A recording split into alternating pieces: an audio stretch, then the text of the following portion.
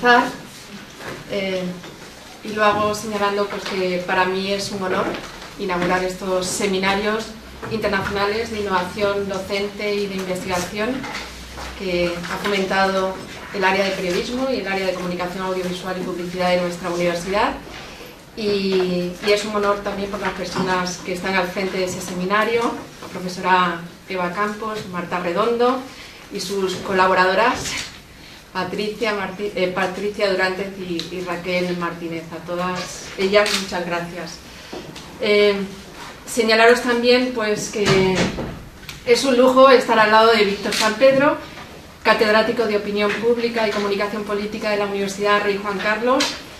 Como estamos en petit comité, pues le admiramos muchísimo por muchas razones, por su capacidad de trabajo, a la vista está catedrático tan joven, por su capacidad de trabajo, por su, yo creo que ir más allá en la investigación y saber prever qué va a ser tema científico, y también por su implicación en distintos proyectos, ¿no? Y todo eso, bueno, pues lo demuestra en su currículum.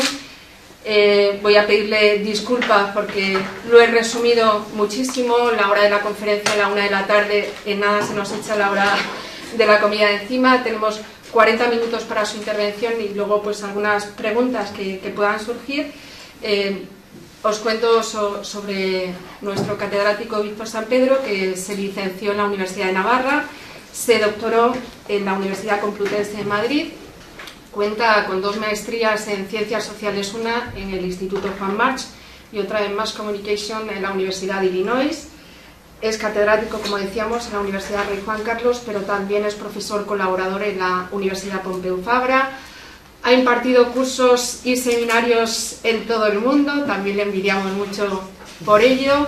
Es autor de numerosos artículos en revistas de prestigio nacionales e internacionales, lo mismo en el apartado de capítulos, y por supuesto pues es editor y autor de numerosos libros. Yo me voy a referir a los últimos que ha publicado: La pantalla de las identidades, 13M, multitudes online, La campaña electoral y las otras campañas, del 07 a la desobediencia civil, política e información del movimiento y las ONGs, y el más reciente de 2011, Cibercampaña, cauces y diques para la participación, las elecciones generales de 2008 y su proyección tecnopolítica. Víctor Sampedro trabaja en 4 líneas de investigación, fundamentalmente. La primera de ellas tiene que ver con esfera pública, medios convencionales y acción política no convencional. La segunda, medios de comunicación convencionales y política institucional. La tercera línea de investigación se refiere a medios e identidades, y la cuarta línea a teorías sobre la democracia y esfera pública. Ha participado pues, en una veintena de proyectos de investigación, en muchos de ellos como investigador principal, pero como decíamos también, Víctor Sampedro es una persona que se implica de distintas maneras, no solo desde el ámbito científico en nuestra sociedad, sino que lo da un paso más allá, ¿no? Y que tiene esa implicación en nuestra sociedad que se demuestra en el desarrollo o en su colaboración en proyectos comunicativos autónomos y en distintas campañas de movilización. Bueno, él está aquí para hablarnos en este espacio que se ha creado, que yo creo que bueno, es interesantísimo para todos, para encontrarnos profesores, investigadores, alumnos de máster, doctorado, de los últimos años de licenciatura con inquietud por la investigación y por la renovación de la docencia. Su conferencia lleva el título de La investigación en comunicación, estudiar y reinventar el periodismo de código abierto. Muchas gracias. Bueno, muchísimas gracias a vosotras por la invitación. Es la primera vez que estoy aquí y la verdad que me hace mucha ilusión conocer vuestra casa. Gracias por la amabilidad de la invitación, insisto, y a todos vosotros y vosotras que habéis acudido hoy a escucharme. Espero no decepcionar vuestras expectativas después de este encumbramiento no merecido. Voy a abordar... intento ser un chico bien mandado, pero a veces me voy, ¿no? Y la verdad es que cuando Eva me insistía, habla de periodismo de investigación, habla de investigación de la esfera digital, me pregunté si realmente el auditorio era consciente de que al hablar de Internet estamos hablando de otro mundo. Es un mundo que tiene que ver mucho con este. Para entenderlo y para abarcarlo, a lo mejor lo último a lo que debemos de llegar es pues, a cuál es el sistema mejor para codificar tweets, o cuál es la mejor manera de codificar páginas web, o cómo podemos analizar las cibercampañas de cualquier partido. En estas webs que os he puesto, creo que podéis encontrar algún material. Por ejemplo, toda la lista de artículos está aquí, la mayoría en código abierto. Tenéis también los libros, tenéis los capítulos de libros que han entrenado ahora, tenéis audiovisuales, tenéis recursos. Bueno, esto parte un poco de el intento que hacemos yo y el grupo que trabaja conmigo de poner y de volcar todo lo que hacemos en la red, ¿no? La mayoría de los principios de los que os voy a hablar ahora están siendo aplicados actualmente en este máster, que es el que dirijo en colaboración con el Media Lab Prado. El Media Lab Prado es una institución pionera en España y referente a nivel internacional ya, que copió el modelo del MIT Lab, Media Lab, y lo trasplantó aquí a España, y ya lleva más de una década funcionando como ello. Funcionan con los principios de la cultura abierta, el código libre. Luego hablaremos de ello. Aquí intentamos juntar de manera muy interdisciplinar reflexiones convergentes sobre Internet. Nos parece que es la única manera de poder abordar un objeto de estudio de tal intensidad y de tal magnitud, ¿no? Primero voy a hablar de lo difícil que es concebir Internet, de lo difícil que es estudiar Internet, de lo difícil que es hacerse una simple idea de ante qué fenómeno estamos, ¿no? Lo segundo, el mayor problema que yo creo que tenemos cuando hablamos, y sobre todo cuando intentamos hablar con rigor científico de Internet: confundir las expectativas que nosotros tenemos con los datos. Ambas cosas están muy limitadas por el acceso que nosotros tenemos al medio en sí mismo. Tanto lo que nosotros creemos que el medio puede llegar a ser, como los datos que nosotros tenemos de lo que ese medio está aportando, están muy mediatizados, están muy condicionados por cuánto sabemos de ello, cuánto lo utilizamos, cuál es nuestra capacidad de uso real de la red y de toda la potencialidad que tiene, ¿no? Luego me voy a basar en cuáles son los principios del Internet tal como ahora se entienden y cómo toda reflexión académica debería de adoptar, y de hecho nominalmente o formalmente adopta estos principios de Internet. Y luego tres malentendidos que creo que deberíamos de desechar y tener mucho cuidado a la hora de abordar una reflexión como la que os estoy proponiendo, ¿vale? Yo me lo recuerdo cada vez que escribo, antes de empezar, es como un mantra, digo, cuidado Víctor, A, B y C, y cuando acabo de escribir digo, Víctor, ¿has atendido a B y C? Porque es muy fácil escurrirse en esa línea, ¿no? en esos sesgos. Primero hablemos de la dificultad. La dificultad es tanto por el desarrollo como por el desarrollo poblacional, como por los avances técnicos, como por la mudanza de usos y extensiones de la red, como por las legislaciones en marcha, como por las prácticas institucionales. Os doy cuenta del último informe así serio, fundamentado, enero de este año, sobre lo que era el Internet hasta el año 2012. Y cito a la Royal Kingdom, a esta consultoría, ¿no? En enero de 2013 éramos 2.400 millones de personas en todo el mundo navegando en la red. Esto supone 1/3 de la humanidad. Pero la mitad de esta gente ha accedido en los 5 últimos años. Y la capacidad de crecimiento de Internet en áreas en las que 20%, en torno al 20% en África, 40% en América Latina, es apabullante. Quiero decir, esta extensión, somos ahora 1/3, con mucha probabilidad, dentro de 10 años seremos la mitad o más, ¿de acuerdo? Habremos sobrepasado la mitad. Algo interesante de ver aquí, y aquí ya se ven los dos vectores que están funcionando por Internet. Por una parte, el código abierto, la gente que funciona en código abierto, es decir, un código al que se puede acceder, se puede manipular, se puede adaptar a ti, se puede mejorar, etc., están muy lejos de ser una minoría. De hecho, cada vez que se accede a un sitio de software en la red, 1 de cada 3 veces es a un sitio de código abierto. Puede decirse que gente con una filosofía anticapitalista, es decir, no propietaria de lo que es la comunicación, ha arrancado ya 1/3 del mercado, 1/3 de la atención en cuanto al uso. No es vano, es software muchísimo mejor. Luego doy datos que lo comprueban. La otra parte, la cantidad de datos que están circulando, ya no cuántos accedemos a la red, sino cuánta información está disponible en la red, lo que se conoce en inglés como la Big Data, es decir, el gran flujo de datos que cada uno de nosotros y nosotras dejamos en la red cada vez que entramos a ella, ha aumentado un 35% en cada web. Es decir, la información que disponen, que hacen disponibles las web y que recogen de nosotros ha aumentado en 1/3 durante el año 2012. Por una parte tenemos un movimiento de libertad y por otro un movimiento de potencial control. Y esta tensión se va a mantener todo el tiempo durante mi charla y se está manteniendo todo el tiempo cada vez que accedemos a la red. Desarrollos técnicos.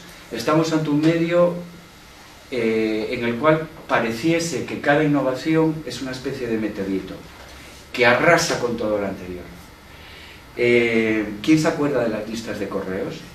Las listas de correos fue el germen de los internautas más especializados y más comprometidos en el desarrollo de la red, para desarrollar la red y al mismo tiempo movimientos transnacionales como eran los movimientos antiglobalización, que iban muy unidos. ¿Quién se acuerda ahora de las webs, de estudiar webs y todo esto, de las webs en las que solo se podía leer y no podías meter ningún dato? ¿Quién ahora se atreve a estudiar el Messenger, que era hegemónico entre la mayoría de los que estáis aquí sentados hace unos años? ¿Quién da importancia ahora a los blogs frente a las redes sociales? Bueno, parece que es un medio en constante mudanza y que no damos cuenta, que somos incapaces de registrar esas novedades, porque además nos preocupa la última. Y siempre la última. Ese presentismo que es, yo creo que muy nocivo. Los usos de la red han cambiado enormemente. El correo ha descendido a lo largo del 2011 en un 30%.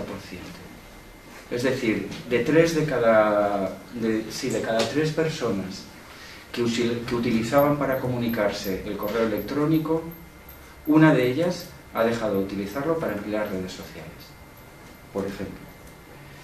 Y luego, respecto a las prácticas de las instituciones. Al principio, esta era una red, se decía, la red comienza siendo de los individuos y libertaria, acabará siendo un mercado y un bazar, ¿no? Pues parece ser que el Estado también está ahí presente, y no en una manera marginal, sino más bien al contrario. Si quitamos y dejamos aparte la capacidad del gobierno chino para establecer una auténtica muralla china en la Internet y un control férreo sobre el inmenso número de internautas que tiene y el inmenso número de transacciones digitales que hacen diariamente, bastaría para saber que el Estado está muy presente y probablemente con una presencia determinante en el futuro. Pero actualmente los Estados controlan 4 de cada 10, hay un 42% de dominios en Internet que están y que pertenecen a agencias estatales. Lo que estamos experimentando actualmente es un proceso de descontrol de una tecnología. el nuevo institucionalismo, autores como Benniger y etcétera, James Benniger, B-E-N-I-G-R, afirman y han demostrado cómo en los años 20 tecnologías también con una potencia, los años 20 del siglo pasado,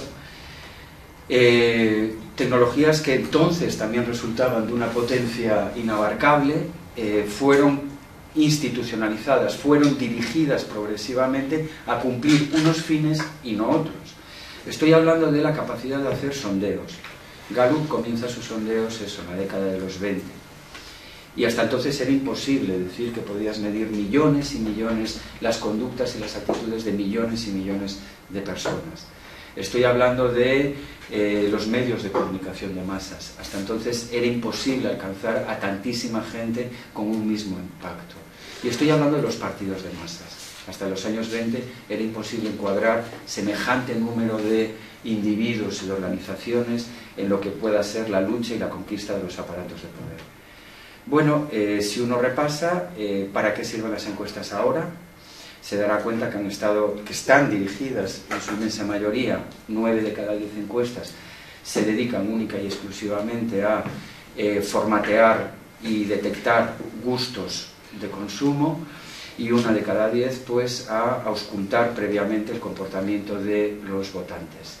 Es decir, nos reducen a consumidores y votantes en esas tecnologías. Mira ahora un medio de comunicación actual, abrid cualquiera de los convencionales y están dirigiéndose fundamentalmente a satisfacer dos mercados. El mercado, obviamente, de bienes y servicios, el mercado publicitario, de donde vienen la inmensa mayoría de sus ingresos, no por ventas, no por audiencia, sino por carteras de publicidad. Y 2, el mercado político, de donde vienen los apoyos para poder extenderte y ampliar tu empresa. Esto va a pasar también con Internet. Internet va a ser canalizada, va a ser institucionalizada, y este periodo de descontrol va a verse marginal, va a verse reducido a esferas públicas o internets muy minoritarias. De hecho, se habla ya de la darknet, la gente que no quiere que le controlen accede a la red a través de mecanismos de invisibilización de su IP y redes cerradas a las cuales es imposible entrar, ¿no?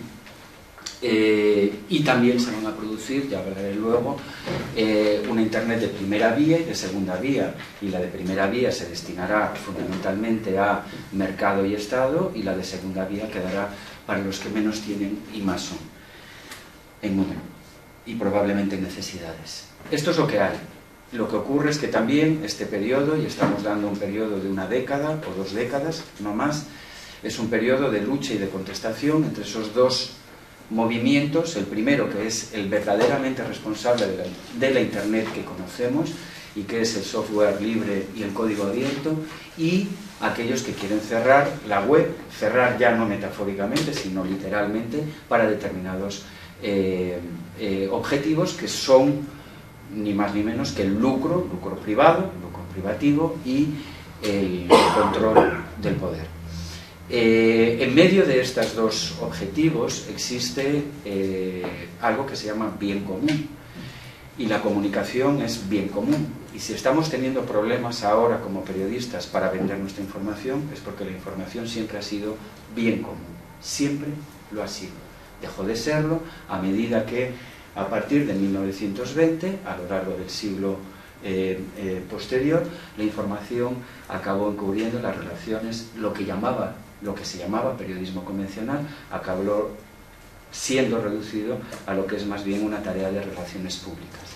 De relaciones públicas, es decir, de una intermediación interesada no en los intereses de la audiencia, sino de unas fuentes políticas determinadas o de unas corporaciones que son las que realmente sufragan el volumen principal de tu negocio. Pasamos a lo segundo. ¿Cómo lidiar con nuestras expectativas y cómo saber la validez de nuestros datos? Según lo que he dicho, hablar de Internet y estudiar Internet es hacer investigación de futuro. Estamos ante un objeto y ante unos sujetos en constante evolución. Por lo tanto, la primera tentación es hacer predicciones. La gente seria se entiende por aquella a la que se le lee y luego se actúa en consecuencia.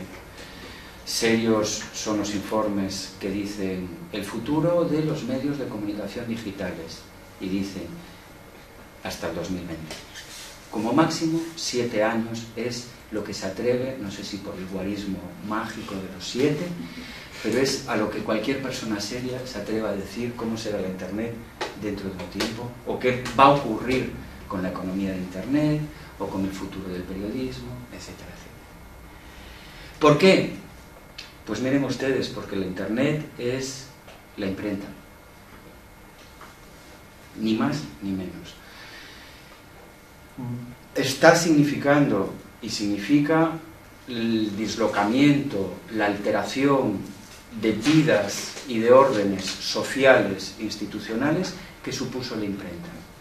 La imprenta, saben ustedes, bueno, se la apropia un señor que se llama Gutenberg, era una tecnología desarrollada por otros muchos previamente, pero él hace aquello de los tipos móviles, ¿no?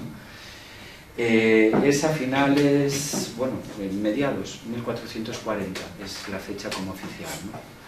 Una tontería poner fechas oficiales a algo tan magno que se nutría de otras muchas innovaciones y prácticas de publicación, pero bueno, nos quedamos ahí. Sin embargo, llevamos apenas 30 años de desarrollo de los protocolos de Internet, es decir, de las vías para interaccionar en Internet, tan solo 20 años. Como ustedes saben, la imprenta dio lugar a luchas políticas enormes, provocó el divorcio entre las instancias que entonces ejercían censura, que eran el altar y el trono, es decir, Roma y el Vaticano, una iglesia única y unos estados asociados a ellos, que eran los que decían qué se publicaba y qué no se publicaba. Léanse si no de nuevo el Quijote, ¿no? O repasen la vida de Cervantes y las enormes dificultades para encontrar esa cédula real que le permitiera imprimir, ¿no? Pues miren, Adam Smith escribió el libro que se conoce como el principio del liberalismo clásico, La riqueza de las naciones, en 1776. Era consecuencia de la imprenta, era consecuencia de una imprenta que se había divorciado del poder político y del poder religioso, que había dado lugar a una reforma protestante, que dio lugar a un nuevo espíritu del capitalismo y convirtió el mundo en un mundo global. Ya entonces lo era. Digo que Adam Smith escribe en 1777, la revolución 1776, y la Revolución Francesa tiene lugar en 1789. ¿De acuerdo? Benkler, como suena, con K, Benkler, yo creo que uno de los, es el que dirige el Harvard Institute of Internet, publica en el 2006 The Wealth of Nations. Está siendo traducida de manera colaborativa, por cierto, y por profesores del máster que dirijo, y va a ser publicada ahora, ¿no? Es la riqueza de las redes en vez de las naciones. La publica en 2006. No sé si las revoluciones pendientes en curso que se iniciaron en el 2010 tienen algo que ver con que Benkler lo que dictamina en su libro es que Internet es un orden de actuación, un orden de debate, un orden donde interactuamos hasta ahora, y si nos preocupáramos lo suficiente de ello durante más tiempo, de una manera que quiebra lo que son los órdenes institucionales tal como los entendemos ahora. Quiebra lo que es una universidad, quiebra lo que es una empresa, quiebra lo que es el periodismo, quiebra lo que es una familia, quiebra muchísimas cosas.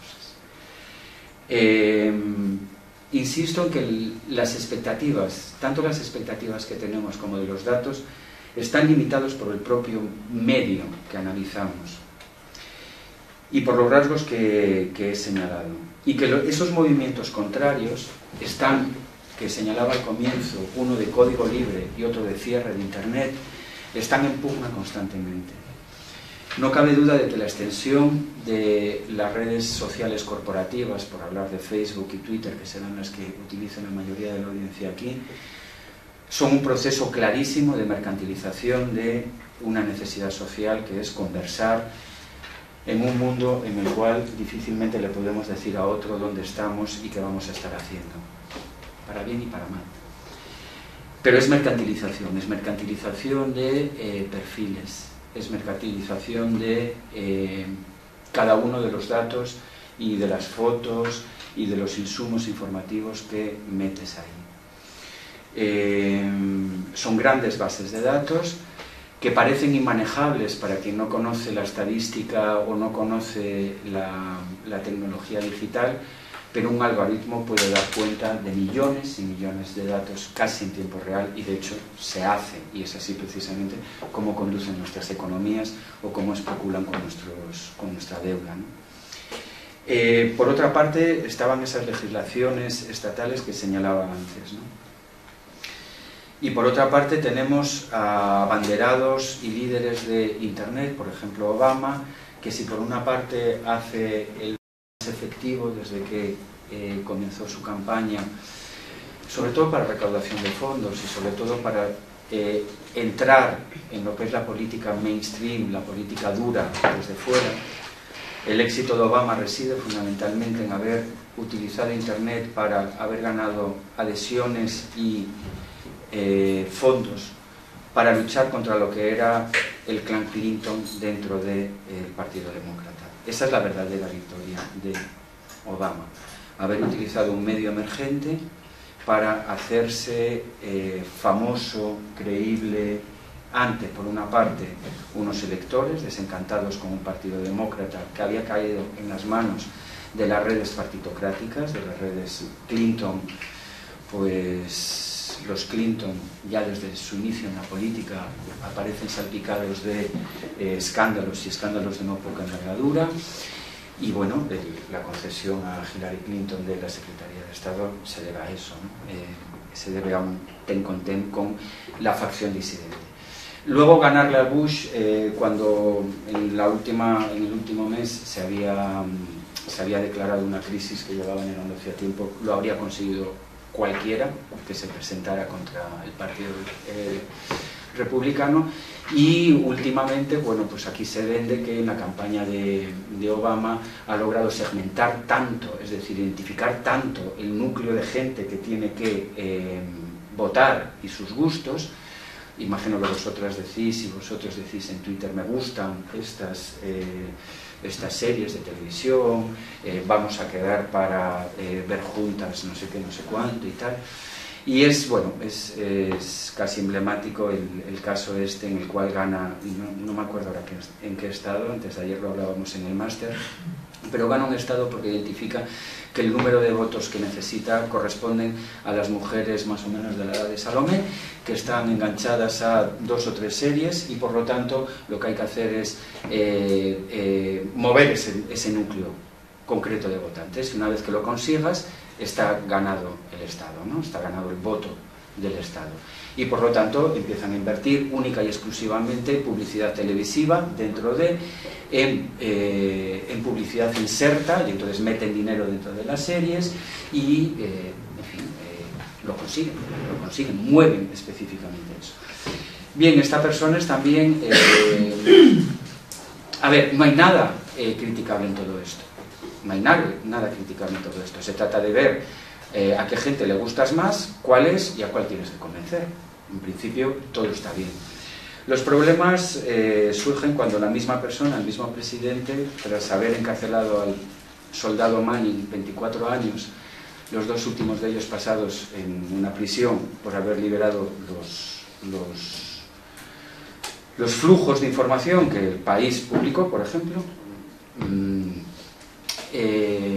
viviendo además en, no sé si os lo podéis imaginar, pero sus 8 primeros meses fue estar desnudo en lo que era un cuarto en Guantánamo, que no era más allá de lo que es una plaza de garaje, y con las gafas quitadas. Esta persona ha encarcelado, junto con Manning, a otras 2 personas más, y luego posteriormente a otras 3 personas por filtración de datos. El número de gente que ha encarcelado por ser soplones, whistleblowers, dicen los americanos, ¿no? Obama duplica el número de soplones que habían sido procesados y encarcelados en Estados Unidos hasta su llegada. Es decir, se está jugando una batalla muy dura entre aquellos que quieren mantener la Internet tal como la conocíamos ahora, con aquellas expectativas de logremos que la humanidad dialogue entre sí y construya órdenes de gobernanza, que no a lo mejor de gobierno puro y duro, sino de gobernanza, de autogobierno, progresivamente más justos, más ajustados, justos en el sentido de ajustados a las necesidades de las poblaciones y no de los estados y de las corporaciones. Se produce una lucha entre esta gente y el otro orden, el orden político, que obviamente lo que le mueve es A, el control de sus burocracias internas, B, la perpetuación en el poder. ¿Qué es el código abierto? ¿Qué es lo que fundó la Internet que ustedes conocen? Pues aquello que cuenta actualmente, por ejemplo, con el 25% de los internautas del mundo. Una cuarta parte de los internautas actuales escogemos navegar con Firefox. Firefox pertenece a la Fundación Mozilla, que cuando tú quieras agarran y borran tu huella digital, cuando tú quieras te explican cómo están funcionando los algoritmos que utilizan en tu búsqueda y qué cookies existen o no existen. No pidáis lo mismo a Google porque no lo va a hacer. No solo somos unos cuantos, no despreciables, 1 de cada 4, que utilizamos código abierto para poder navegar, de manera que podamos entrar en ese código también y descifrar qué están haciendo con nosotros, sino que la IBM, supongo que es relevante en el campo que estamos hablando, y cito aquí a Benkler, ganó 2.000 millones de dólares con servicios asociados a Linux, tan solo 800 gracias a sus patentes. Estamos hablando de que 2/3 que siendo líder de una empresa, que siendo líder en hacer patentes, apenas llega a hacer un 2%, apenas llega a 1/3, ¿no?, de sus ingresos, únicamente cerrando código y haciendo patentes, ¿no?, y cobrando por el uso de cada uno de ellos. Parece ser que ganan bastante más desde la noción de servicio.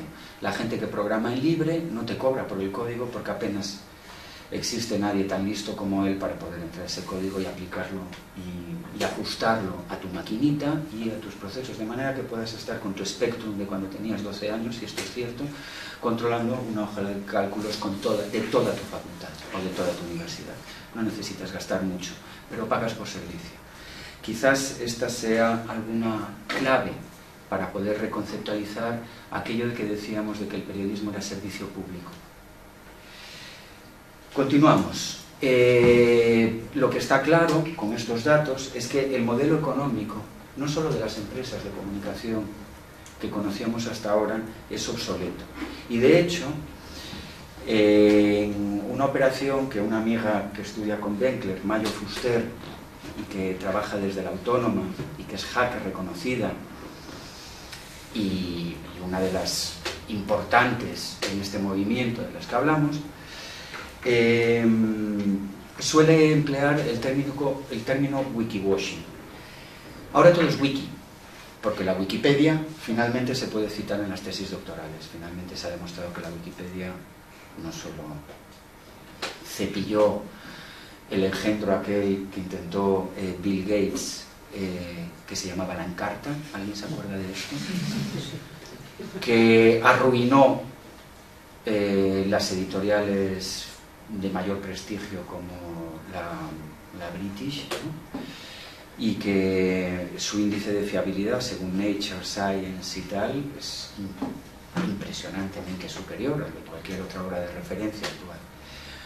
Por cierto, imprenta, internet, por cierto, enciclopedia de entonces elaborada por 12 señores, ni una sola señora, elaborado por wikipedianos de todo el mundo y de toda condición, y con filtros de meritocracia bastante superiores. Quien relea la enciclopedia de entonces de D'Alembert y Perrault se dará cuenta de las enormes limitaciones que tienen, por ejemplo, los comités de expertos, frente a lo que significa una colaboración horizontal, distribuida. Seguimos. Seguro que en esa operación de wikiwashing que decía Mayo por esto lo que quiere decir es que todo el mundo ahora pretende ser la Wikipedia, aunque quiera cobrarte, cosa que la Wikipedia no hace, aunque quiera explorarte y monitorizarte, cosa que la Wikipedia no hace, porque no meten cookies, por ejemplo. Cookies es, después de que entras, van a saber a dónde vas para poder ver la afinidad de tus gustos, nada más. Prometen que no hay nombres ni apellidos cuando manipulan esos datos. Prometen. ¿Quién lo fiscaliza? Los incentivos para incumplir esa promesa son muchísimos, obviamente. Y los efectos de incumplir esa promesa se están viendo ahora.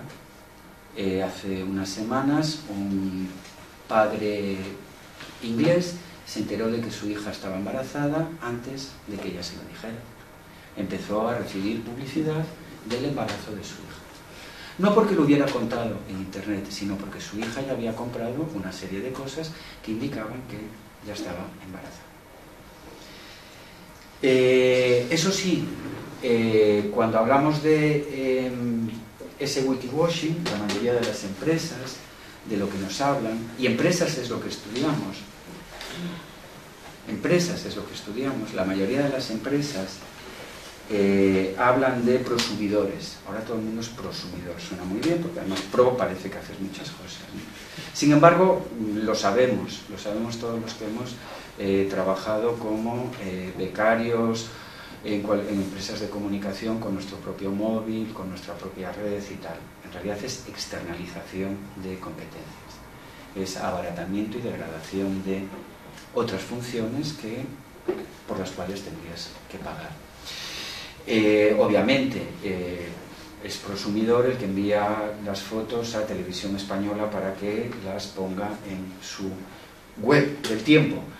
Obviamente es material gráfico hecho con mucho cuidado y mucho mimo, porque es tu propia casa, porque además quieres presumir de que tienes una buena cámara o que utilizas bien el Photoshop y tal. Tú te sientes muy bien, pero ellos ahorran muchísimos costes. A esto se le llama externalizar costes. Y esto es lo que más o menos van a intentar, que seamos solo prosumidores.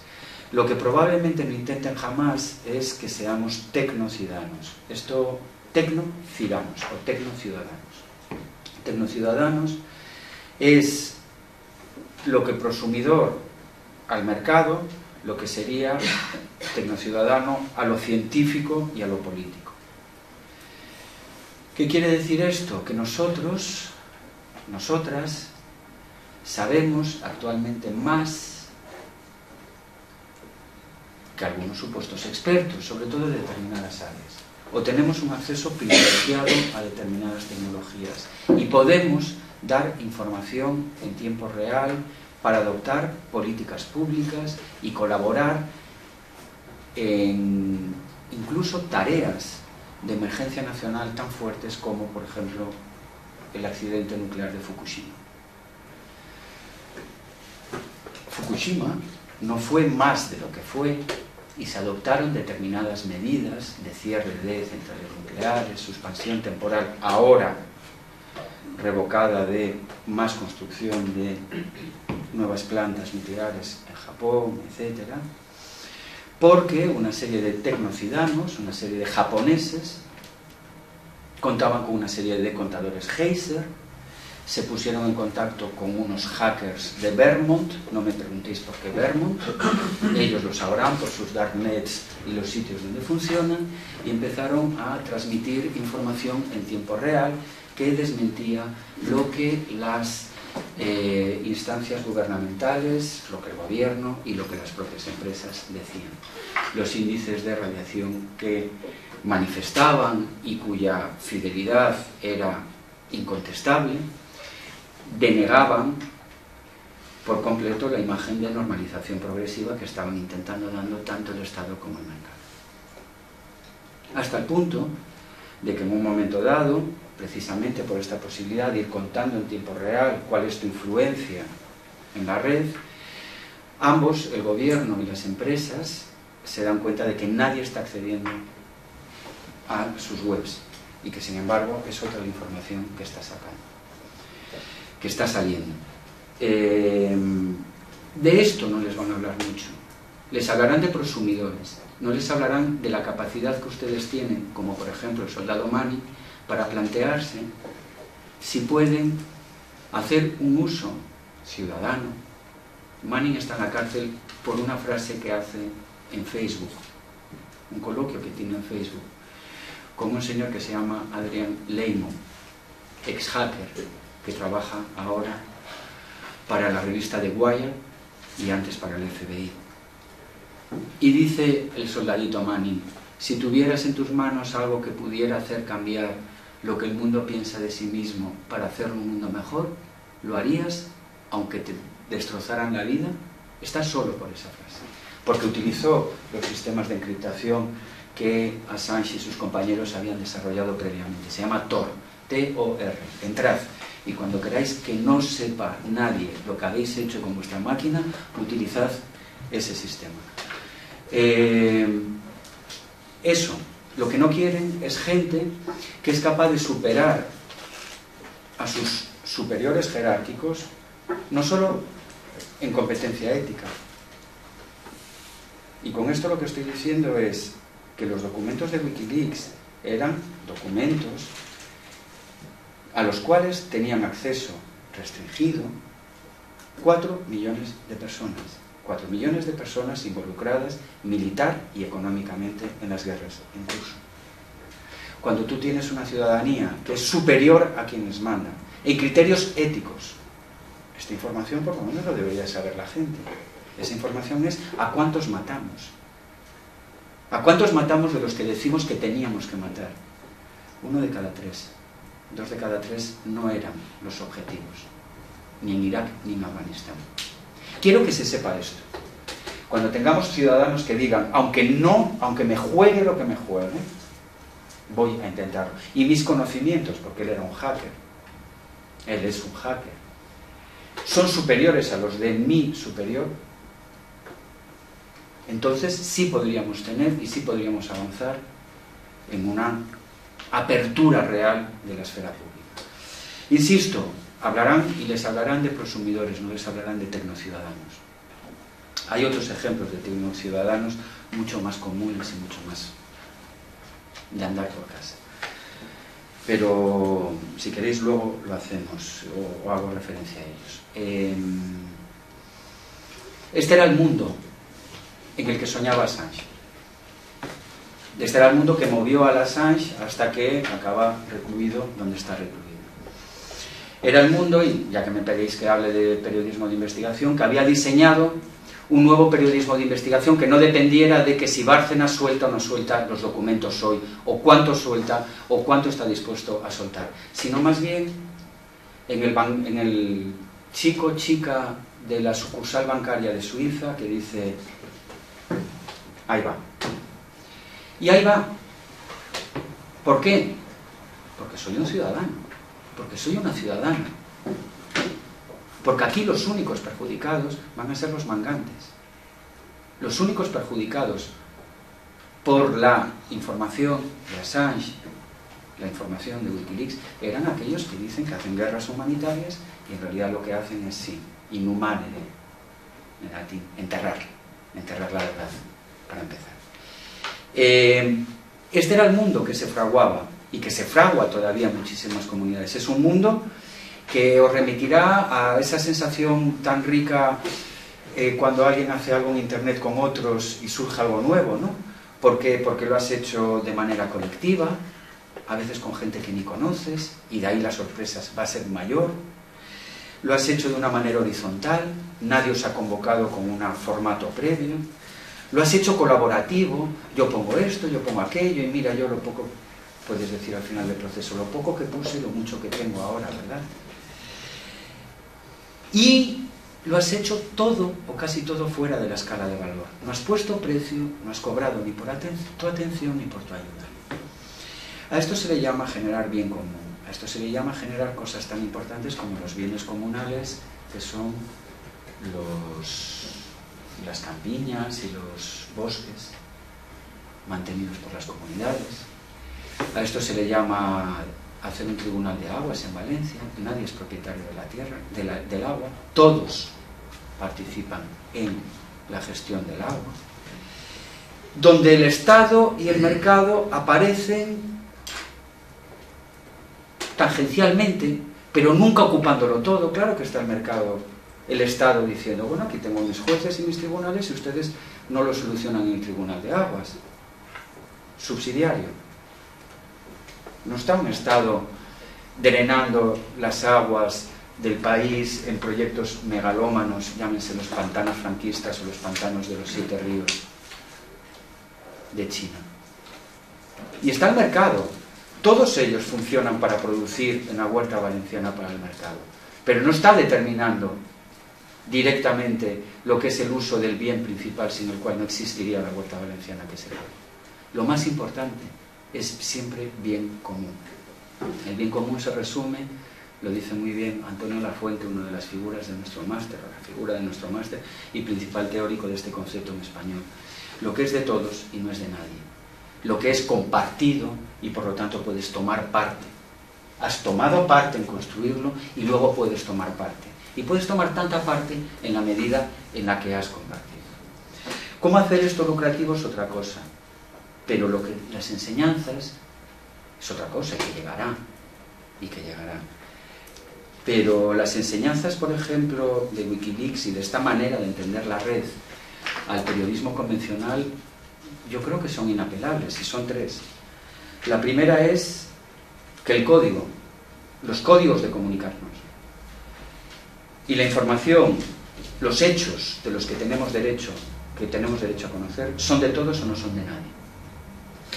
Y esto es la democracia. En democracia la palabra o es de todos o no es de nadie.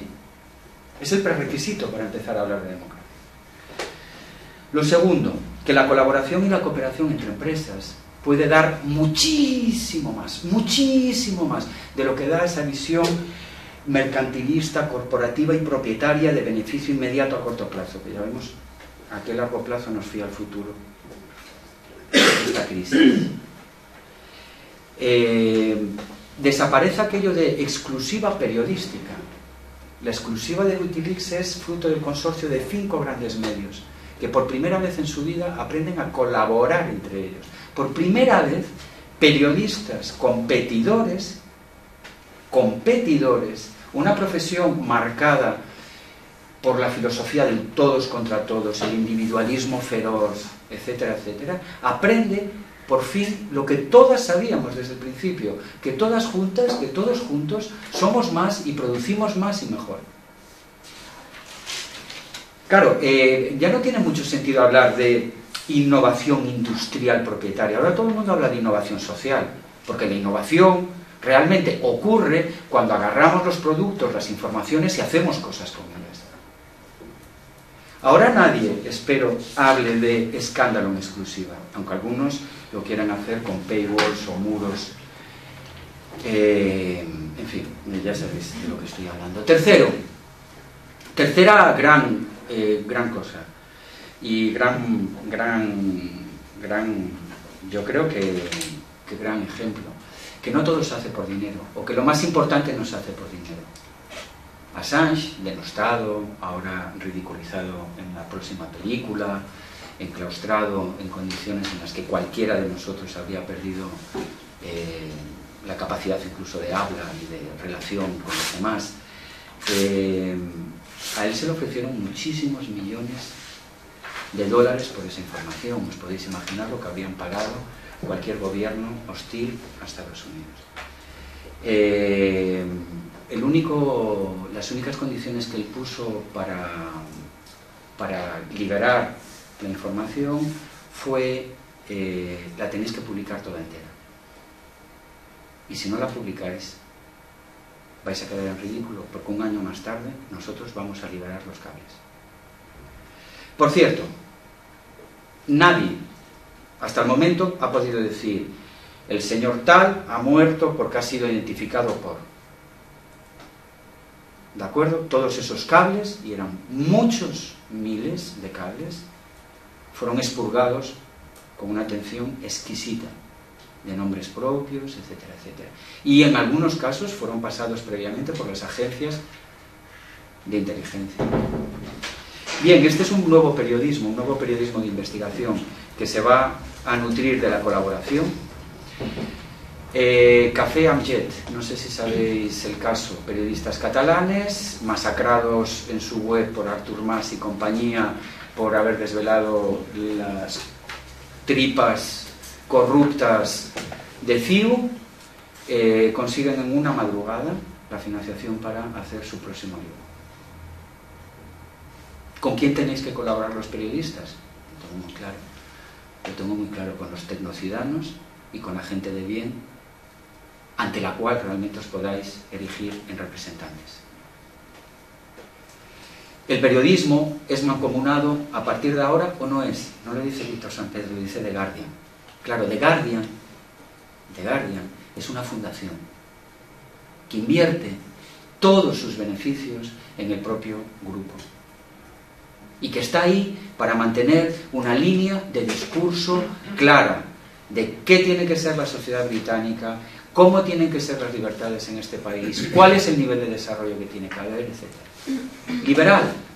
Liberal progresista. Pocos de ellos se llaman marxistas. The Guardian es el único medio que crece actualmente a un ritmo exponencial, ¿y sabéis con qué? Fundamentalmente con audiencia internacional. ¿Y sabéis en qué picos hay? ¿En qué picos de mayor crecimiento tiene? Precisamente en aquellos en los cuales las gentes de este mundo se convocan y se autoconvocan para expresar su repulsa frente al estado de las cosas. Tienen sus picos cuando existen los Occupy, cuando existe el 15M, cuando existe la primavera árabe, etcétera, etcétera. Y ahí, precisamente porque hacen periodismo mancomunado, fidelizan. Ahí es donde agarran nuevos seguidores. Principios de Internet, por aclarar cosas que pueden quedar confusas. Abierto. Cuando decimos que Internet tiene que seguir siendo abierto y que el código tiene que seguir siendo abierto y que el código del periodismo, que el periodismo practicar códigos que son abiertos, que no son otros códigos que los de la democracia, que o son abiertos o no son democráticos. Abierto quiere decir que puedo saber si es verdadero o falso. Esto es Karl Popper, el principio de la falsabilidad. Todo proceso comunicativo que se me dirija, tengo que tener la capacidad de entrar en su código y saber si es cierto o no. Assange llamaba a su periodismo científico. Yo no doy declaraciones, yo no digo mis opiniones. Aquí están los bancos de datos. Quien tenga otro banco de datos, que lo ponga. Quien no crea en mis códigos, aquí los tiene, los puede abrir. ¿En dónde queda ahora en el periodismo de investigación el secreto oficial? Ese que pactas con la fuente. ¿Y el off the record? ¿Pactas hasta aquí, Bárcenas? ¿O hasta antes? ¿Nos quedamos en el cuñado o seguimos con la familia? Abierto, ¿de acuerdo? O esto es abierto, o la investigación es abierta, lo dice Popper, falsabilidad. O me dices cuál es tu método y dónde están tus datos, o no eres científico. No estamos a este nivel. Habla de tus ideas, habla de tus opiniones y tal. Que puedes verificar el código fuente, diría un informático. Henri Bergson lo decía todavía mejor, el filósofo, los filósofos escriban mejor. Lo puedes recrear. Y esto era la cuestión. Cuando Assange se presenta en el Frontline en junio del 2010 con la base de datos. Frontline es un sitio muy prestigioso de reporteros de guerra. Reporteros de guerra muy cañeros. Y empieza a decirles, aquí tienen ustedes los datos.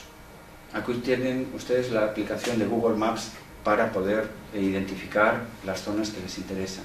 Aquí tienen ustedes el glosario de 400 términos. Aquí tienen ustedes la aplicación para poderlo hacer en audiovisual. Lo que hace es un despliegue enorme de superioridad técnica, pero también de compartir libre. Y lo que estaba haciendo es, todo lo que os doy, tenéis todo el derecho del mundo de estudiarlo, de ejecutarlo para cualquier uso que os dé la gana, para modificarlo, para distribuirlo, tal como está y sus modificaciones. Haced con esto lo que queráis, puro bien común. Es de todos, no es solo mío, es de toda la comunidad de hackers y de programadores en abierto que llevamos trabajando en esto, es de todos. Es la primera vez que se hace una filtración sin apuntar directamente a un solo enemigo, sino más bien al sistema de mentiras masivas que soportamos todos los días. Y es distribuido. Distribuido quiere decirse que genera redes que pueden replicar eso sin que nadie lo pare. Una red central tiene nodos que pueden parar la comunicación. Cuando Assange suelta lo que suelta, lo suelta porque en Amazon le han quitado la posibilidad de guardar datos en la nube. Olvidaros de datos. Lo suelta porque... No voy a meterme demasiado. Lo único que digo es, Assange explica muchas cosas que deberíamos ya de tener en cuenta porque ha quedado muy claro. Pero lo que hace es, en un momento dado, suelta los cables y los suelta en los sistemas de intercambio P2P, peer-to-peer, ¿de acuerdo? Compañero a compañero, el BitTorrent, que espero tengáis instalado, o los distintos torrents. ¿Por qué? Porque es el último sitio donde puede guardar su información. Todo lo demás, que era o estatal o corporativo, le es negado consecutivamente, demostrando hasta qué punto el nivel de control de Internet avanza día a día. Bien, ese es el periodismo que va a triunfar. Un periodismo que la gente que sepa pueda mirar el código y decir lo que me cuentas es verdad o es mentira, que sea libre, que la gente se sienta libre de colaborar en él y de hacer otras cosas con él, y que sea distribuido, que en ningún momento pertenezca a una red con un nodo que le pueda bloquear. La gente lista, la gente más activa, la gente más hiperactiva, la gente más avanzada, va a funcionar y seguirá funcionando a este nivel, porque es, como se ha demostrado, que avanza realmente la innovación, porque la innovación o es social o no lo es. 3 malentendidos, y luego a ver si podemos hablar, que estoy tocando demasiados temas. 3 malentendidos. Primero, que las nuevas tecnologías sean el desencadenante de la crisis del periodismo. Esto es una tontería total. En todo caso, las nuevas tecnologías son la oportunidad, son la exigencia, son el instrumento inexcusable, ineludible, para hacer revivir el periodismo en su forma original, que es como contrapoder. Es decir, como forma de poder que vigila a los otros poderes, sin caer nunca en un ejercicio efectivo del mismo y sin acapararlo para él. Así de sencillo. Entonces, por primera vez, tenemos de nuevo, después de muchísimo tiempo, tenemos de nuevo la idea primigenia del periodista. El periodista es un señor que representa unos intereses sociales. Ante todo, representa unos intereses sociales. Su función, ante todo, es de servicio, no de venta, y mucho menos de representación de su propia empresa, y mucho menos de representación de la empresa que subvenciona a su empresa o del partido político que hace crecer a su empresa. Así de sencillo. ¿Ante quién van a ser ustedes responsables? ¿Ante quién están siendo responsables ustedes? Ante ustedes mismos, ante las comunidades que les aguanten y les soporten, porque por lo de ahora parece ser que no encuentran suficientemente interés como para costearlo. Cuando sea interesante, cuando aporte valor añadido a lo que ya está gratuito en una economía que permite el intercambio. Por cierto, nunca os bajáis nada de la red. El intercambio en Internet es compartir información. Eso siempre sigue allí, para que otros lo utilicen. Y además tú, cuando compartes por primera vez en la historia, no pierdes. Tú compartes un libro y ya no lo tienes. Tú arrancas una hoja a un libro y ya no la tienes. Tú conservas tu fichero original. Quien quiera pasarse por alto esto, metiendo en la cárcel a pobres señoras como en Francia, que se han descargado 4 películas la noche anterior y yendo a por ellas, pues va a conseguir eso, parar a esa señora y a su círculo de amigos, pero no a toda la legión que venimos detrás. Porque es lógico, los modelos obsoletos están cayendo, porque son obsoletos. Nada de lo que se plantea ahora es nuevo.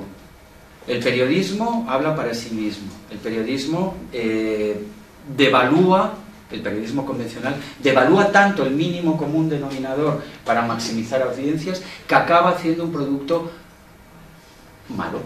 Tú lo has dicho. O un producto que es irrelevante comparado con aquel otro que se te ofrece en Internet a un precio mínimo o gratuito y que sí responde a gente que está intentando trabajar en serio en aquello que le interesa, para gente que demuestra que le interesa fehacientemente lo que ellos están haciendo.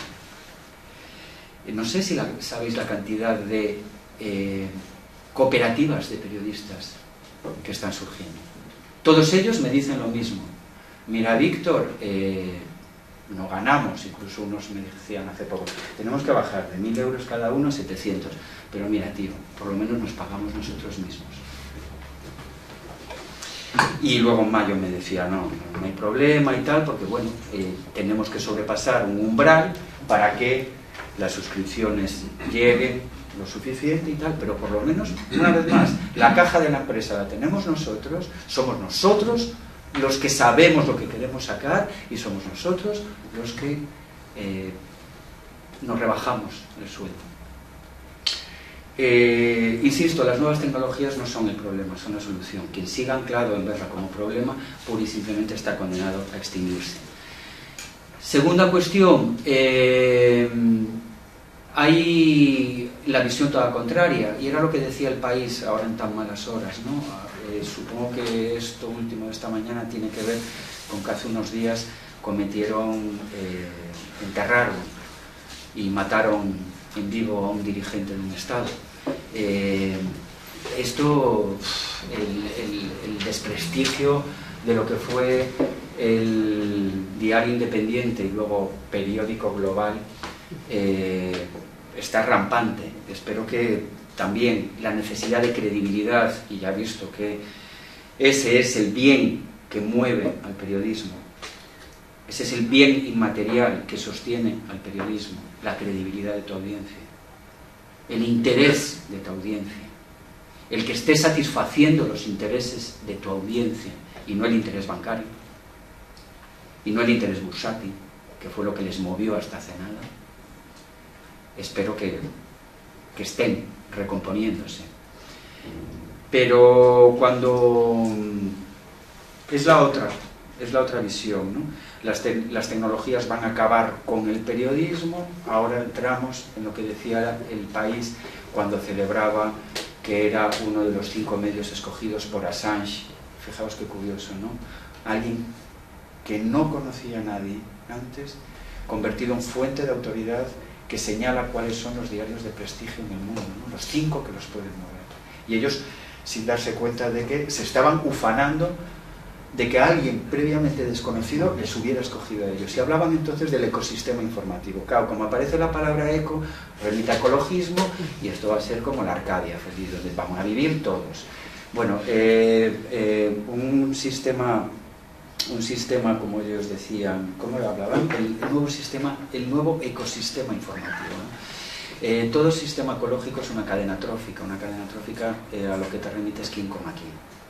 Y lo que está quedando bastante claro es que las anchoillas se están comiendo a los grandes escualos, que los están dejando bastante esqueléticos. y que o esos escualos entran realmente en un proceso de evolución y de evolución a marchas forzadas, o pura y simplemente van a desaparecer. Ya veremos también si las anchoillas después de comer tanto se atragantan y se atragantan de exceso de prepotencia. Puede ser Assange, yo no vengo aquí a hablar de Assange, no me interesa su modelo de periodismo, no me interesa él para nada. Bueno, me interesa su destino personal, creo que es uno de los fundadores de la web y de los márgenes de libertad más asombrosos que ha ofrecido la web. Por eso mismo se lo tienen que cargar para crear su nueva web, ¿no? Pero es obvio que en las comunidades que os estoy hablando no todo es oro lo que reluce, y puede que haya gente pagada, estas anchoillas, puede que se crean nuevos tiburones, en fin. Y tercera cuestión, por si no queda clara mi postura, yo no soy ningún ciberutópico, soy más bien un ciberrealista. No creo que las cosas se puedan solventar solo con bienes comunes. También creo en las políticas públicas y en el reingreso del Estado en lo que es el ordenamiento de las relaciones económicas y de las transacciones, ¿de acuerdo? Y por supuesto creo en el margen de la propiedad privada, nunca absolutizada y nunca puesta por encima de los derechos individuales básicos de la persona humana y de los derechos civiles de las democracias, como está siendo y está ocurriendo ahora.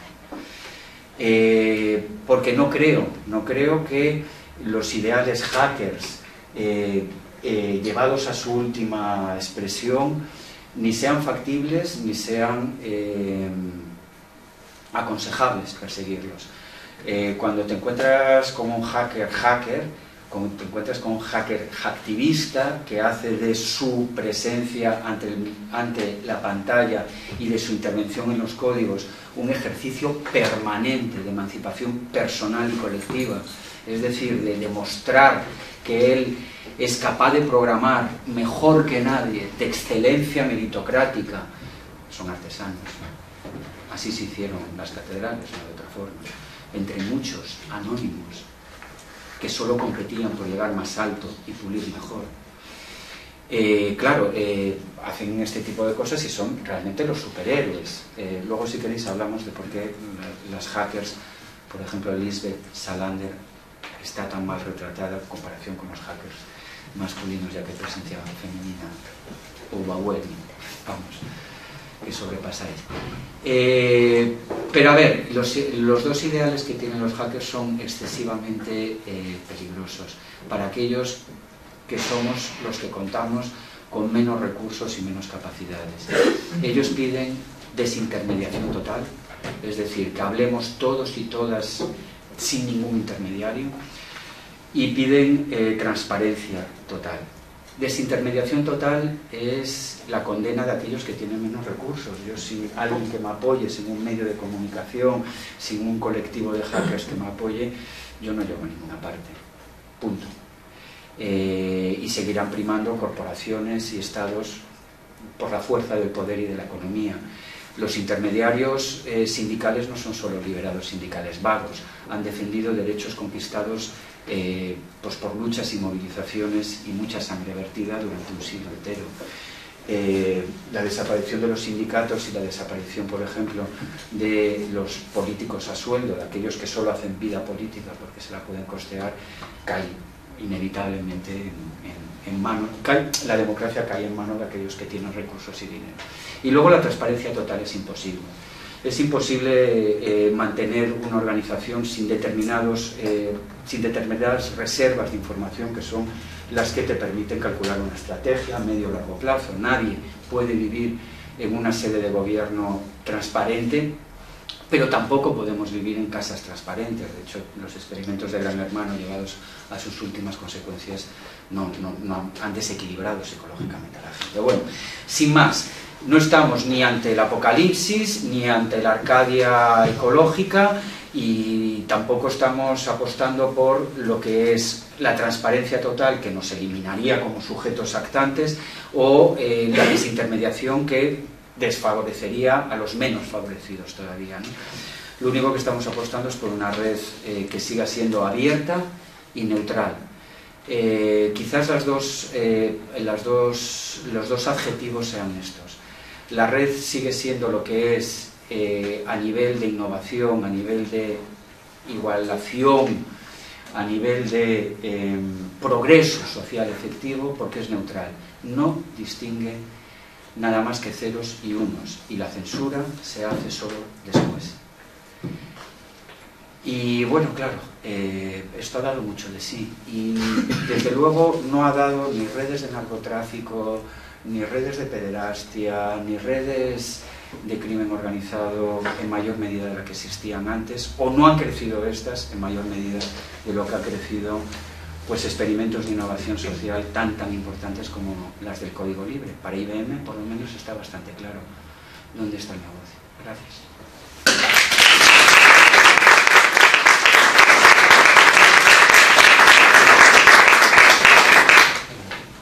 Ana Víctor, voy a suspirar,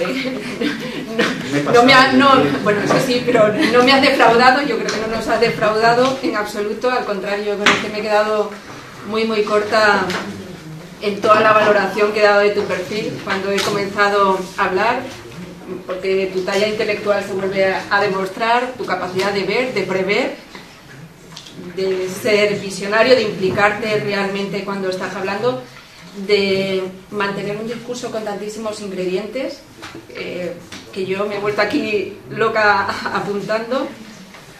Y bueno, voy a hacer un mini resumen.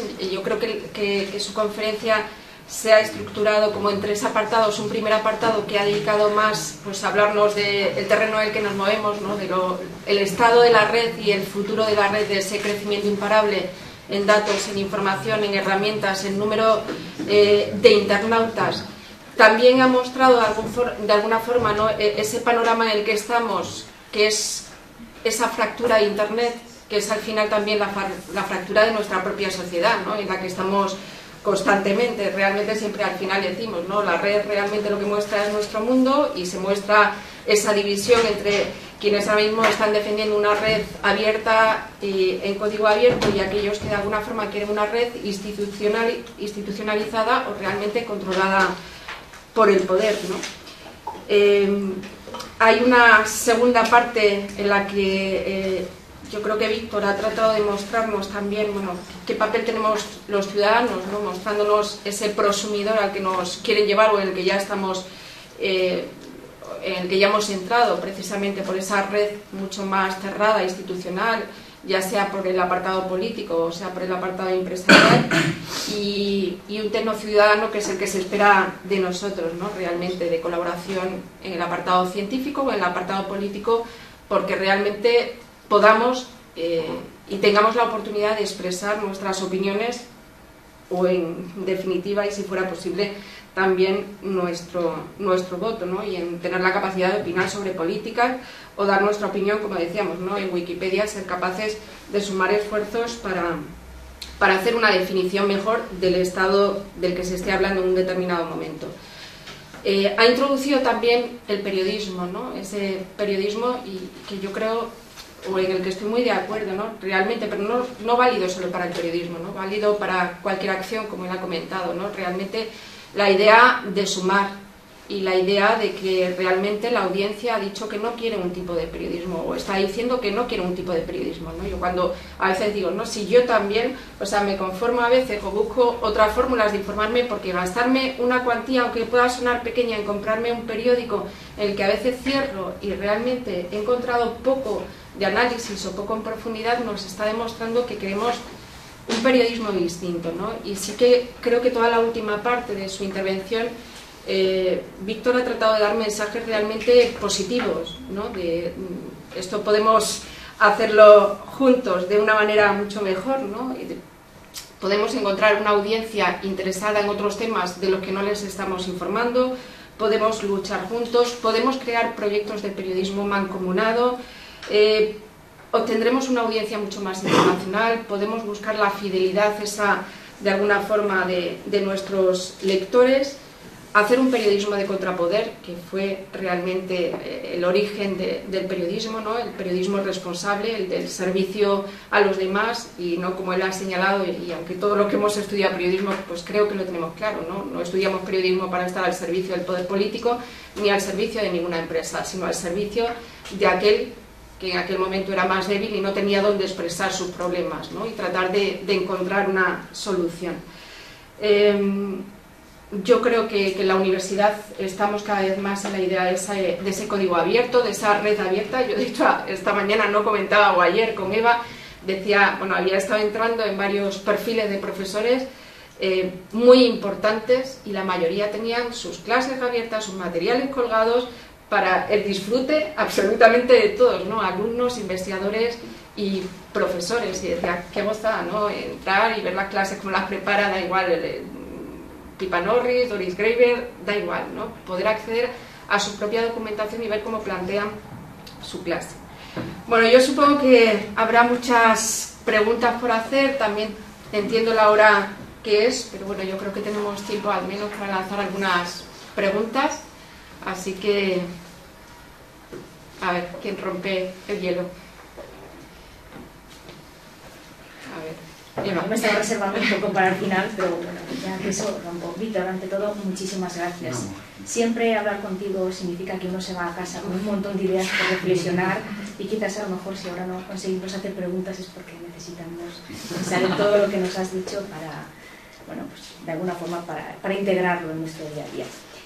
Con todo lo que tú nos has contado ahora, que nos has dibujado un escenario digital estupendo, y algunos de los artículos que he leído últimamente, los últimos días, preparando un poco tu visita, yo estaba pensando, ¿no? Por ejemplo, en el caso del 15M.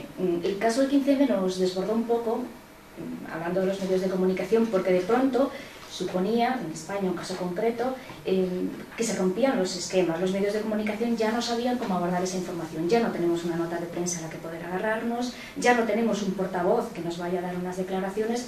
¿Cómo cubrimos esta información? Y llevándola al campo académico de la investigación, yo me planteo lo mismo, ¿no? Los estudios de comunicación son bastante recientes en España, hemos abusado del análisis de contenido todo el rato. Es el momento, esa es mi pregunta, de dar un salto más allá e ir, tanto si es de un análisis cuantitativo o cualitativo, ir más allá del análisis de contenido. O sea, es necesario que en los estudios de comunicación también intentemos integrar esa visión abierta, del código abierto, de la red, de compartir conocimiento, e intentar captar métodos, instrumentos de análisis y metodologías de otras disciplinas dentro de las ciencias sociales, la antropología, la sociología, o debemos intentar salvar como sea este análisis de contenido que se basa en contar tweets, intentar ver cuántos códigos, cuántos ítems se cubren en una página web. Me encantaría saber cuál es tu impresión en este punto de la investigación que se está haciendo en el escenario digital en España ahora mismo. Partimos de que tenemos que avanzar mucho, que casi ni hemos empezado, pero de alguna forma, ¿cuál es tu opinión? Yo creo que tenemos que hacer un repaso bastante serio y autocrítico, como cualquier institución ante lo que es la esfera digital. A pesar de que nosotros decíamos de que la ciencia o es abierta o no lo es, y es de libre distribución o no lo es, hemos caído presos de una serie de inercias bastante duras y bastante insostenibles, ya incluso en el corto plazo. Una de las últimas figuras de Internet que ha muerto es este chico, no sé si habéis escuchado, se llamaba... Este es el blog que yo mantengo con algunos alumnos, etc. Aaron Swartz, la luz que ilumina Internet. Aaron lo que hizo fue suicidarse, 23 años, es el que montó el Meneame, vamos, Reddit, que fue lo que aquí copió, vamos, clonó, como hablan ellos. Se clonaron como virus, que es de lo que presumen, ¿no? Meneame es uno de los pilares más fundamentales de la Wikipedia, desde los 9 años con el ordenador, un genio. Y se mató porque no podía aguantar ya más la presión. Lo que hizo este chico fue agarrar simplemente un código, ni siquiera fue él el que entró en el servicio, en el repositorio del MIT, un código que ya estaba en la red, y lo que hizo fue agarrarlo y ponerlo durante unas horas a disposición de la comunidad internacional. La ciencia corporativa, la ciencia con copyright nunca ha sido una realidad, no podía serlo, no puede haber cajas negras que tú no puedas entrar a ver si esa ciencia es tal. Las patentes han demostrado, yo creo que sus límites a la innovación social y a la justicia social. Estoy hablando de las patentes de farmacia o de vacunas. Y por fin estamos ante una tecnología que lo que permite es compartir. Y además sin perder nada. O sea, cuando Aren suelta el código, lo único que gana son amigos. No pierde nada, no es que hayas perdido ese libro porque lo hayas dejado. Y desde luego seguidores y entusiastas, ¿no?, de su estela. Primero eso. Claro, dices, Víctor, y ahora vamos, no, me estás diciendo que no publiquemos en revistas con copyright. No me atrevo porque depende de su habilitación, pero sí, por ejemplo, te propongo que hagas ciencia en borrador, que es una propuesta que surge del máster. Ciencia en borrador es, tú escribes a una revista te acepta y luego tienes simplemente unas correcciones mínimas, porque te la han aceptado. Entonces haz lo que ya están haciendo muchos académicos, cuelga un borrador. No es el PDF final de tu publicación, tú la cuelgas. ¿Por qué? Porque que luego además tú y tu universidad vais a tener que pagar para acceder a esa revista. Y esa revista y esos índices cobran muchísimo lo que tú no cobras. Lo que las administraciones públicas no pueden darte a ti por hacer ese trabajo. Es lo que llamamos en el máster hackear el sistema. El sistema está hecho para ser hackeado. Y un hacker lo que hace es encuentra soluciones simples a problemas muy grandes. Y da simplemente un hachazo. Da un hachazo para derribar ese bosque que no te permite, ese árbol que no te permite ver realmente el bosque en el que estás. Y además, yo creo que tenemos, vamos, no es una cuestión mía, ¿te imaginas lo que es poner patentes en la investigación del código genético? O sea, pero es que se ha intentado, es que se intenta, es que se hace y se practica. Precisamente porque existen unos benditos, porque son unos benditos en la academia, que se hacen llamar biólogos y científicos hackers, que son los que van liderando esto. Es que si no, los tratamientos de cura de determinado tipo de cáncer van a estar, y se intentó, y se logró durante un tiempo hasta que fue denunciado, van a estar patrimonializados por el hospital de Minnesota, me estoy inventando el nombre, determinado que se va a empezar a forrar, pues eliminando cánceres de colon, porque ellos son los que han y tienen patentado y registrado y oculto el gen. Si queréis avanzar hacia ese mundo, allá, quien quiera avanzar. El que no, que se instale Linux en cuanto podemos. Yo estoy en proceso, yo en el máster lo que hacemos es muchas veces, tenemos todo en abierto también, todo en abierto, todas las sesiones son en abiertas. ¿Por qué? Porque es un código tan raro, tan rollo, tan tal, que luego dices, es que alguien realmente te va a copiar. No, al contrario, como mucho te ocurrirá como los buenos codificadores en abierto, te seguirán llamando y llamando a otros sitios para que abras código o expliques qué tipo de cosas se pueden hacer en este totum revolutum. Entonces el código es de todos, o no es de nadie, está claro. ¿Más preguntas? A mí me gustaría que hiciese un augurio sobre qué herramientas han llegado para quedarse y cuáles van a quedar obsoletas. Es un poco arriesgado, pero por ejemplo hay algunos teóricos que ya piensan que el blog, y lo ha mencionado antes, está llamado a desaparecer, el microblogging, otras fórmulas. ¿Cuáles tendrían más futuro de las que conocemos en estos momentos? No lo sé, porque yo no sé casi nada de informática. Quiero decir que yo cojo clases cada vez que bajo al máster, y de hecho dirijo el máster que me gustaría haber hecho, y por eso lo dirijo, porque no cobramos nada, por desgracia. Y digo por desgracia porque realmente te quita muchas energías para poder hacer otras cosas y tal, ¿no? Pero bueno, con el intercambio de conocimiento nos llega. Pero a lo que íbamos, quizás sí te puedo hablar de fórmulas de periodismo, ¿vale? Yo de herramientas no tengo ni idea, son todas transitorias. No creo que, bueno, Facebook no es lo que era, y el Facebook de I like podría ser el Facebook de I dislike, y el grupo de amigos se podría convertir en un grupo de enemigos antagónicos y vete tú a saber, ni idea. Y no sé, y es importante, claro que sí, para la gente que está inmersa en esa lucha, ¿no? En la lucha de abrir datos y de que el Big Data no se te convierta en una trampa, ¿no? A lo que íbamos, fórmulas de periodismo. Cuando os decía, hay informes que hablan del nuevo periodismo para los 7 años. ¿Qué puede ser? Lo que hablan es, primero, se recupera el periodismo de largo aliento.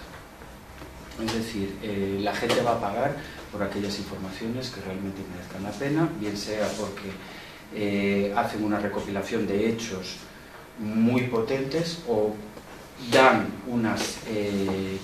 unos análisis interpretativos sustanciales. Competir por la inmediatez no va a ser el criterio. Sí, quizás por la inmediatez rigurosa. Pero fíjate lo que ha ocurrido en este país. No ha sido precisamente un medio de internet el que ha dicho que estaba en estado terminal un presidente de un estado soberano. Quiero decir que muchas de las críticas que se hacen sobre la red son tan injustas si uno compara la red en su conjunto y sobre todo si se compara con lo que no es red, que uno dice, pues no lo sé, casi prefiero la incertidumbre de internet a la certidumbre que me da el país. Yo desde luego la prefiero desde el 2004, ¿no? Cuando dijeron que sí. Es la segunda que hacen muy gorda, la segunda vez que se explica. La primera vez es porque nos habían matado a 200 familias en Madrid, a 200 personas en Madrid y a 1.500 familias, y seguían diciendo sin ningún dato que había sido Al-Qaeda, ¿no? Bueno, reproducían imágenes como ahora dicen que reproducen fotografías, ¿no? Sin más. Periodismo de largo aliento, periodismo muy riguroso, periodismo que haga crowdsourcing destinado a determinadas cosas. O sea, la audiencia va a pagar a periodistas que hagan determinadas funciones que otros no se atreven, y van a ser su aporte y su apoyo, y no solo en la elaboración del periodismo, o sea, de la pieza informativa, sino en todo el proceso. Café and Jet tiene posibilidades de afrontar ahora mejor que ningún otro equipo de investigación en Cataluña, de ningún medio, porque aparte no existe, nadie los costea, cualquier proceso judicial. O sea, la siguiente que hagan en las plataformas crowdfunding, vamos, la siguiente petición va a ser avalada inmediatamente, y la gente va a poner dinero como puso para procesar a Rato, con la acusación particular, etcétera, en cuestión de un día, vamos, sin más. Claro, porque antes has demostrado quién eres y el valor que tienes en esa esfera pública catalana. El de crowdsourcing, y luego el de crowdfunding, y luego, que es funding, ¿no?, de dinero, y luego el de sourcing, que es de fuentes. Acabo con este ejemplo, que está teniendo una repercusión brutal en el Reino Unido, y es como el paradigma de cómo nadie ha hecho esto y cómo es la forma lógica de hacerlo. Imagínense ustedes que el 15M hubiera surgido con la gente arrasando, no sentada en las plazas, sino arrasando literalmente lo que son las calles comerciales principales de las grandes ciudades. Preciados, no sé cuál es aquí y tal, arrasando literalmente, ¿no? Entrando a los supermercados, robando, entrando a los Apple Stores, llevándote la última, no yendo a los ricos, vandalismo, mob riot, o sea, hordas de gente invadiendo los centros comerciales. Eso es lo que ocurrió en Londres. La reacción del gobierno conservador británico fue la misma que la del conseller Philippe Puig, el conseller de Interior en Barcelona, de la Generalitat, o Nuestra Señora Esperanza Aguirre en la Comunidad de Madrid, y algún policía con alma de Goebbels, que es, vamos a poner anuncios en internet, para identificar y que denunciéis, delatar, chivarse, decía mi abuela, cosa que no sé si debía hacer jamás, jamás, jamás, y menos ante una sotana un uniforme, ¿no? Eso sí que lo aprendí, chivarte de eso jamás. Y mis compañeros lo sabían cuando te chivabas a la profesora y tal. Pero bueno, era esta llamada, ¿no? Delata, chívate y tal. Algo que la gente... Bueno, eso. Entonces, ¿a qué vamos? The Guardian hace todo lo contrario. Hace todo lo contrario. The Guardian llama a Philip Meyer, el único tipo que analizó las revueltas en los años 60, pasando encuestas en Detroit, cuando la gente estaba arreando, pero duro, duro, duro. El padre del periodismo de precisión, el que siempre dijo, periodistas, ¿por qué no os dejáis de grabadoras? ¿Por qué no curráis con datos ya de una vez? Porque que la ciencia ya lleva un tiempo, que hay computadoras para procesar cosas, que ahí está vuestra autonomía. Luego contacta con la London School of Economics, a lo mejor del norte de Castilla puede contactar con vosotras cuando tengáis ese hack lab que debéis de montar o que montamos juntos cuando queráis. Y entonces van a la London School of Economics y entonces la gente que estudia los WhatsApp, porque era todo con Blackberries y tal y no sé qué, tienen el fondo completo. Ah, nosotros ya tenemos esto. ¿Traéis a Philip Meyer de Estados Unidos? Perfecto. Siguiente cosa, hombre, esto no lo va a pagar nadie. ¿Quién lo puede pagar? Soros. Soros paga esto. De todas las fundaciones que existen en este país, ¿quién pagaría algo a fondo, como lo que estamos hablando? ¿Y sabéis cómo se llama? Y luego blogs abiertos, participación total, anonimato garantizadísimo, de que son circuitos de los que no sale para que los debates, grupos de discusión online alucinantes, tal. Y todo ese artefacto montado bajo un paraguas que está atrayendo y atrayendo a gente, porque claro, se llama Reading the Riots, leyendo las revueltas. Yo creo que eso es lo que tiene que hacer el periodismo, leer lo que el cuerpo social erigido, y esto parece como muy fuerte, erigido en sujeto político y comunicativo de pleno derecho, como siempre ha sido en una democracia, está escribiendo. Leer la historia cotidiana que todos y todas estamos escribiendo continuamente. Una historia dictada desde los de abajo. La historia con minúsculas que distingue al periodista del historiador que hace la historia con mayúsculas. Por cierto, Assange y sus hechos lo demuestran, solo le preocupaba que fuese real esta frase, que las gentes del mundo comiencen ahora a saber y a conocer la historia y a escribirla por sí mismos. Podemos, pero no les dejan, claro. El punto final de Assange era montar en Islandia, donde hay una ley de acceso a la información y de protección de bases de datos y de protección del periodismo de investigación, incluso del llamado turismo de libelo. Vete a Islandia a denunciar, que allí te protegerán. Montar allí lo que era la primera empresa multimedia internacional, la primera empresa transnacional periodística. Porque claro, si hablamos de periodistas que quieren controlar un poder que no tiene fronteras, o ese periodista es un nómada continuo, en exilio permanente, o no es periodista. Ahora quizás ustedes entiendan la razón última de que esté de más de medio año ya en Ecuador. En Ecuador no, en la embajada de Ecuador.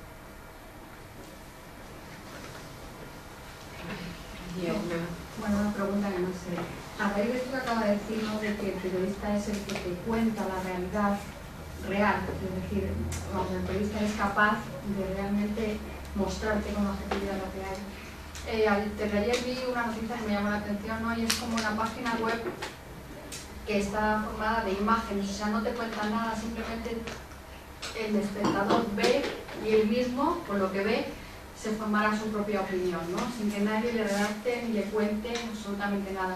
Me llamó la atención, ¿no?, es que en los terrenos conflictivos de guerras se están instalando ahora unas cámaras en los soldados. Entonces esos soldados con sus cámaras muestran pues la guerra en la realidad, como está en Líbano, en Afganistán, en los terrenos conflictivos. Entonces yo me pregunto, ¿no?, periodista ahí yo pensaba, es que ya no hace falta ni que haya un periodista contándote, es que es el propio protagonista del hecho el que te lo enseña y tú interpretas tu realidad como quieres, ¿no? Entonces yo no sé si al final es... No, hay un problema, sí, no, perdona, ¿querías acabar con eso? No, entonces claro, te planteas eso, si al final la persona va a hacer su propia opinión de las cosas y dónde queda ahí la labor del periodista que me contaba esa imagen y ahora no me la cuenta, me la cuento yo solo. A ver, hay dos cosas. El mundo digital puede convertirse en una esfera virtual, entendiendo por virtual que todo aquello que ocurre fuera de la pantalla o no tiene nada que ver con la pantalla o la contradice. Pero eso pasaba con la televisión. Quiero decir, simplemente ahora es que la pantalla está incorporada en tu devenir cotidiano. Como dice un amigo mío, ya no miramos nunca para arriba, ¿no? Pero ya nunca se mira para arriba, ¿no? Estamos todo el tiempo así. A ver, que la capacidad de Internet y de las tecnologías digitales para hacer visible o para visibilizar mundos hasta ahora cerrados o mundos inaccesibles, creo que es obvio, y ahí entra todo el debate de la intimidad y el derecho a la propia imagen, etcétera, etcétera. Un debate que no tiene sentido si no sabes lo que es la huella digital y los problemas que te pone Google para borrar. Huella digital es que tienen un historial de todo lo que habéis hecho, ¿vale? A ver, no tienen los historiales escritos, pero sí pueden hacer el rastreo. A Assange le han sacado hasta, pues eso, el nickname que tenía en Medic cuando buscaba compañeras o rollos. Y le han sacado hasta vamos, todo. Lo tienen ya de determinada gente y, por cierto, el año pasado Wikileaks siguió dando información tanto más importante. No hacía referencia ya a guerras físicas, sino a las guerras de ciberespacio. Os recomiendo mucho que entréis a Wikileaks y veáis todo lo que ha publicado en el año 2011 y de lo que no teníais conocimiento. Por ejemplo, cuál es la operadora que vende vuestros datos, ¿vale? Y luego él tiene la teoría esta de que se ha pasado de la supervisión técnica, o sea, la visibilidad. ¿Cómo conecta esto con lo que hablábamos? Visibilidad. Internet hace visibles muchas cosas y al mismo tiempo avanza al tiempo que digitaliza el mundo. ¿Vale? O sea, digitaliza tu vida. Internet te convierte en una serie de datos, un perfil determinado, ¿vale? Sí o sí, a no ser que sepas cómo saltar, pero por eso digo TOR, es la solución por lo de ahora. Si no quieres pagar, luego puedes anonimizar tu IP pagando poquito y es relativamente fiable. El problema es que ver y mostrar tenga el sentido de autoevidente.